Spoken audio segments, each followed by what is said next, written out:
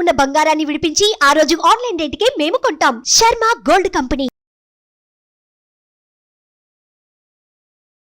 నమస్తే, welcome to Suman TV. ప్రస్తుతం మనతో పాటు ఉన్నారు ప్రముఖ ఆస్ట్రాలజర్, ఎనర్జీ వాస్తు నిపుణులు, శ్రీ విద్య ఉపాసకులు శ్రీమతి జయప్రద గారు.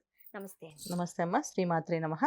జయప్రద గారు, మనం రాశుల గురించి మాట్లాడుకున్నాం. ఇప్పుడు నక్షత్రాల ప్రభావం ఆ వ్యక్తిపై ఎలా ఉంటుంది, వివిధ నక్షత్రాలలో పుట్టిన వారు ఆ గుణగణాలు ఏ విధంగా ఉంటాయో మనం తెలియచేయండి. మొట్టమొదటిగా అశ్విని నక్షత్రంలో పుట్టిన వారు ఎలా ఉంటారండి? వాళ్ళ క్యారెక్టర్ ఏంటి, వాళ్ళ గుణగణాలు ఏంటి? అయితే ఏంటంటే నక్షత్రాలు వచ్చినప్పటికీ 27 నక్షత్రాలు ఉంటాయి. మనం రాశుల గురించి మాట్లాడినప్పుడు ఒక్కొక్క రాశిలో 3 నక్షత్రాలు, ఆ రాశాది అధిపతి ఆయన లక్షణాలు కొన్ని ఉంటాయి. తర్వాత నక్షత్రాలకు అధిపతులు వేరు, సో వాళ్ళ లక్షణాలు అన్నీ కలిపి ఒక రాశిలో వస్తాయి. ఇప్పుడు నక్షత్రం వచ్చినప్పటికీ అంటే పర్టికులర్గా వాళ్ళకు మాత్రమే ఉంటాయి. అందులో మనకి అంత 100% మ్యాచింగ్ ఉండదు. 30 to 40% ఈ నక్షత్రాల ప్రభావం ఉంటుంది. 40% వరకు మాత్రమే ఉంటుంది. ఓకే. మిగతా మళ్ళీ రాశితత్వం ఉంటుంది, లగ్నతత్వం ఉంటుంది, తర్వాత వాళ్ళ కుటుంబంలో ఉండే తల్లి తరఫున వాళ్ళ పోలికలు, తండ్రి తరఫున వాళ్ళ పోలికలు ఉంటాయి కదా, ఇవన్నీ కలిపి ఉంటాయి అన్నమాట. సో లక్షణాలు ఆకారం ఇలా ఉంటుందని పర్టికులర్గా చెప్పడం కుదరదు, కానీ కొంతవరకు మ్యాచ్ అవుతాయి. ఈ నక్షత్రాలన్నిటికీ కొంతవరకు మ్యాచ్ అవుతుంది. సో అశ్విని నక్షత్రం అంటే ఏంటి అంటే అశ్విని దేవతల ఒక అనుగ్రహంతో పుడతారు.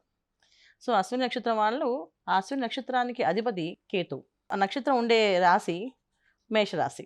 సో మేషరాశి అధిపతి కుజుడు. సో అంటే ఇప్పుడు ఈ నక్షత్రం జన్మించిన వాళ్ళకి అశ్విని నక్షత్రం ఒక లక్షణాలకి ఒక కేతు ఒక అనుగ్రహము, కుజుడు ఒక అనుగ్రహంతో పుడతారు. అంటే ఇద్దరు అనుగ్రహము ఉంటుంది నక్షత్రం వాళ్ళకి. సో ఉండడం వల్ల ఏమవుతుంది అంటే వీళ్ళకి కేతు ఎప్పుడు కూడా జ్ఞానప్రదాత, మనకి ఆలోచన విధానాన్ని, జ్ఞానాన్ని ఆయనే ఇచ్చేది. సో ఏ విషయమే ఒక మనిషి బాగా మాట్లాడుతున్నాడు, బాగా చెప్పగలుగుతున్నాడు అంటే వాళ్ళకి కేతు అనుగ్రహం బాగా ఉంది అని అర్థం. సో వాళ్ళు చెప్పగలుగుతున్నారు అనేసి. సో కుజుడు ఒక అనుగ్రహం ఏంటంటే అగ్రెసివ్నెస్, అంటే ఒక మనిషి దురుకుగా స్ట్రాంగ్గా మాట్లాడడం కానీ స్పీడ్గా మాట్లాడడానికి కారణం ఆయనే. సో ఈ లక్షణాలు కలిగి ఇవి అశ్విని నక్షత్రం అని ఉంటారు. అయితే అశ్విని నక్షత్రం కేతు కుజుడు కలవడం వల్ల ఏమవుతుందంటే వీళ్ళు మాటలు బయటికి గట్టిగా మాట్లాడరు, కానీ ఆలోచన చాలా పెద్దగా ఉంటుంది. ప్రతి విషయాన్ని బాగా ఆలోచించి విశ్లేషించి ఆ విషయాన్ని మాట్లాడాలా వద్దా, చెప్పాలా వద్దా అనేది వాళ్ళే నిర్ణయించుకొని మాట్లాడతారు. చాలా ఆలోచించి మాట్లాడతారు. చాలా సౌమ్యంగా మాట్లాడతారు. చాలా మాట తీరులో చాలా గట్టిగా స్ట్రాంగ్గా ఉంటుంది. అంటే మాటలో సౌమ్యం ఉంటుంది, చెప్పే విషయంలో ఇంకా పరిజ్ఞానం ఉంటుంది బాగా. సో దీనివల్ల ఏమవుతుంది అంటే వీళ్ళకి బాగా చదువుతారు. సో ఈ లక్షణాలు వీళ్ళకి ఎక్కువగా చదువుల్లో బాగా రాణిస్తారు. అశ్విని దేవతలకు అనుగ్రహంతో పుడతారని చెప్పేసాను కదా. అశ్విని దేవతలు అంటే ఎవరు అంటే మన దేవలోకానికి ఎవరికైనా ఎటువంటి గాయాలైనప్పుడు వాళ్ళకి మందులు ఇవ్వడం, అంటే ఒక మనం ఎప్పుడంటే కాంపౌండర్ నర్స్ అంటాం కదా, అలా వాళ్ళు దేవతలకు వైద్యం చేస్తారన్నమాట. సో వైద్యం అందించడము, వాళ్ళు సేవ చేయడం ఇవి చేస్తుంటారు. సో అందుకని ఎక్కువ ఈ నక్షత్రం వాళ్ళు డాక్టర్స్గా చదువుతారు. ఎందుకంటే వీళ్ళకి కుజుడు ఒక అనుగ్రహం ఉంటుంది చెప్పాయి కదా. సో అందువల్ల ఏంటంటే బాగా చదవడం ఎక్కువ, సేవా దృక్పథం ఎక్కువగా ఉంటుంది. ఉన్నప్పటికీ కూడా వీళ్ళు ఎక్కువ దీంట్లో ఉన్న వాళ్ళు ఎక్కువ నర్సెస్, డాక్టర్స్, అంటే బాగా జాతకం బాగుండి కాంబినేషన్స్ బాగున్నాయి అనుకుంటే వాళ్ళు మంచిగా సర్జన్స్ అవుతారు. కొంతమంది లేకపోయినా వాళ్ళు నర్స్గా అవుతారు, కాంపౌండర్స్గా ఉంటారు. సో లేకపోతే హోమియోపతి, అలోపతి ఇలాంటి వాటిలో కూడా వాళ్ళు సేవలో ఉంటారు ఎక్కువగా విషయం. ఇంకా అంతేకాకుండా వీళ్ళకి ఏంటంటే ఆలోచన శక్తి చాలా ఎక్కువగా ఉంటుంది. చాలా మంది రైటర్స్గా కూడా ఉంటారు. ఒక విషయాన్ని మనకి హృదయానికి అత్తుకున్నట్టుగా రాయాలి అంటే అది వీళ్ళ వల్లే అవుతుంది. అంటే ఎమోషన్ ఉంటుంది, అలాగే స్ట్రాంగ్గా మనకి ఆ డైలాగ్ డెలివరీ కూడా ఉంటుంది అంట. సో ఆ పదాలు అంటాం, పదాలు అందిస్తారు చూడ, అలాంటి పదాలను చేయగలుగుతారు. కవితా హృదయం కాదు నాన్న, కవితా హృదయం అంటే మళ్ళీ అది ఎదుటి వాళ్ళు నవ్వించినట్టు. ఇది ఎమోషన్ డైలాగ్స్ అంటే చాలా మంచి బాధ కలిగించి ఆ మాటలు వింటే మనకే బాధ అనిపిస్తుందా, అలాంటి మాటల్లో వీళ్ళు గట్టిగా రాయగలుగుతారు. సో హాస్యం రాయలేరు, హాస్యం నవ్వించడం కాదు, స్పందించడం. మనం ఆ మాట వింటే మనం స్పందించగలుగుతాం.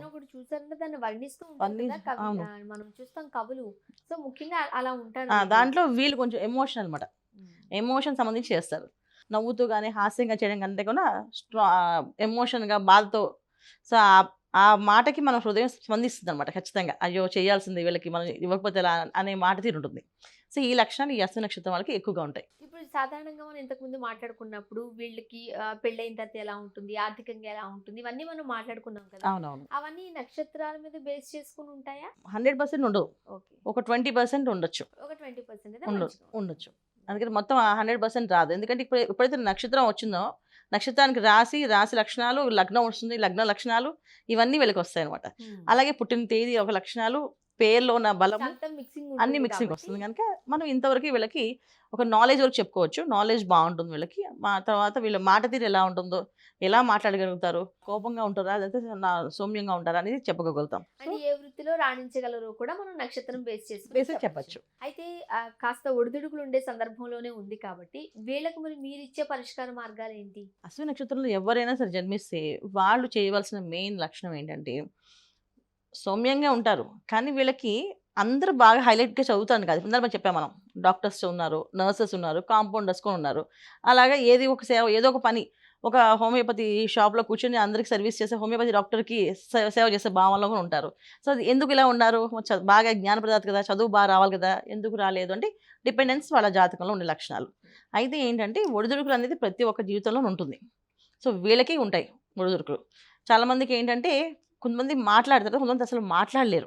చాలామంది అశ్విని నక్షత్రం ఉండి అసలు వాళ్ళు ఎటువంటి ఆలోచన లేకుండా ఒక మానసికమైన ఇబ్బందితో, అంటే కేతు సరిగా యోగించకపోయినా వాళ్ళ జాతకంలో వీళ్ళు మానసికమైన ఇబ్బందులు పడుతూ ఉంటారు. అంటే మాట్లాడలేరు, కొంతమంది మాటలు రావు కొంతమందికి. సో వాళ్ళు చాలా ఇంట్లో పరిస్థితులకు ఎదుర్కోలేరు, చాలా సెన్సిటివ్గా ఉండడం అలవాటు అయిపోయి, ఏదైనా అంటే భయపడ్డాము, అమ్మో ఏం చేస్తారు అనే భయము, ఇవన్నీ కూడా ఈ నక్షత్రంలో ఉన్నాయి లక్షణాలు. అందరికీ ఇవి కూడా మిక్స్ ఉంటాయి. సో ఎవరికైనా సరే అశ్విని నక్షత్రం వాళ్ళు జీవితాంతం చేయవలసిన మెయిన్, వాళ్ళు ఎలా పుట్టినా ఎలా ఉన్నారు, ఒకవేళ బాగున్నారు, చాలా బ్రహ్మాండంగా ఉన్నారు, అయినప్పటికీ వాళ్ళు చేయాల్సిన ఆరాధన ఉంటుంది, గణపతి ఆరాధన. గణపతి ఆరాధన ప్రతినిత్యం వాళ్ళు బయటికి వెళ్ళేటప్పుడు గణపతి నమస్కారం చేసి గణపతి పూజ చేసి బయటికి వెళ్ళడం చాలా మంచిది, చాలా విశేషం ఫలితం. అంటే లైఫ్లో ఒడిదుడుకులు వస్తాయి కానీ దాన్ని ఎదుర్కొనే శక్తిని ఇస్తారు వాళ్ళకి పూజ చేస్తే, అలా ఎదుర్కొనే శక్తి బాగా కలుగుతుంది. సో అందుకని ఖచ్చితంగా వీళ్ళు గణపతి ఆరాధన చేయాలి. సో వీళ్ళు వెళ్ళాల్సిన క్షేత్రం ప్రతి సంవత్సరం ఒకసారి ఈ క్షేత్రానికి వెళ్ళి దర్శనం చేసి రావాలి వాళ్ళు. అవును, శ్రీశైల క్షేత్రం అని సాక్షి గణపతి దేవాలయం వీళ్ళు దండం పెట్టుకుని రావాలి. అక్కడ శ్రీశైల క్షేత్రంలో నిద్ర చేసి రావాలి వీళ్ళు. అలా చేయడం వల్ల ఏంటంటే ఎటువంటి మానసికమైన ఇబ్బందులు ఉన్నప్పటికీ కూడా బయటపడతారు. అంటే అశ్విని నక్షత్రం ఉన్న వాళ్ళు జీవితాంతం ఈ పరిష్కార మార్గాలు పాటించాలి. ఓకే. కొంతమందికి ఇలవేల్పులు అంటారు, దేవత ఆరాధన ఉంటుంది, అన్నీ ఉన్నాయి. అవును, మరి వీళ్ళు ఏ దేవుణ్ణి ఎక్కువగా పూజిస్తే మంచిది అంటారు? ఇలవేల్పుని కులదేవాలు అది మన ఇంటి సాంప్రదాయాలు వస్తాయి, మన ఊరు సాంప్రదాయం, మన ఇంటి సాంప్రదాయం ఉంటాయి. కానీ నేను చెప్పేది నక్షత్రంలో పుట్టిన వాళ్ళు జీవితాంతం చేయాల్సిన దేవుడు ఎవరంటే గణపతి. వీళ్ళు గణపతి ఆరాధన చేయడం వల్ల ఎటువంటి విఘ్న ఆటంకాలు లేకుండా వీళ్ళ జీవితం బాగుంటుంది, ముందుకు వెళ్తుంది.